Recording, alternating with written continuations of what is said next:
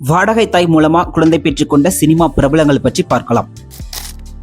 பாலிவுட் நடிகர் ஷாருக் கான், கௌரி கான் தம்பதிகளுக்கு ஏற்கனவே ஆரியன், சுஹானான்னு 2 பிள்ளைங்க இருக்காங்க. இவங்க 2013 தங்களோட 3வது மகனை வாடகை தாய் மூலமா பெற்றுக்கிட்டாங்க.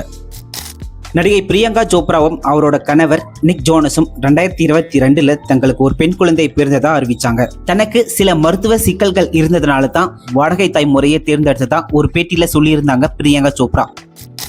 நடிகர் அமீர் கான் மற்றும் அவரோட முன்னாள் மனைவி கிரண் ராவ் தங்களுக்கு ஏற்பட்ட சில கருச்சிதைவு பாதிப்புகளுக்கு பிறகு மருத்துவர் ஆலோசனைப்படி 2011 வாடகை தாய் மூலமா ஒரு ஆண் குழந்தையை பெற்றுக்கிட்டாங்க. நடிகை சன்னி லியோன், டேனியல் வெப்பர் தம்பதியினர் முதல்ல ஒரு பெண் குழந்தையை தத்தெடுத்து வளர்க்க ஆரம்பிச்சாங்க. அதற்கு பிறகு 2018 வாடகை தாய் மூலமா இரட்டை ஆண் குழந்தைகளை பெற்றுக்கிட்டாங்க. நயன்தாரா, விக்னேஷ் சிவன் தம்பதியினர் 2022 திருமணம் செஞ்சுக்கிட்டாங்க. அதே வருஷம் அக்டோபர்ல தங்களுக்கு வாடகை தாய் மூலமா இரட்டை ஆண் குழந்தைகள் பிறந்ததா அறிவிச்சாங்க. அப்போ இது சில சட்ட ரீதியான விவாதங்களை ஏற்படுத்தின பிறகு தங்களுக்கு 2016 பதிவு திருமணம் முடிந்து விட்டது என்றும் சில மருத்துவ காரணங்களால நாங்க வாடகை தாய் மூலமா குழந்தை பெற்றுக்கிட்டதாகவும் அறிவிச்சாங்க.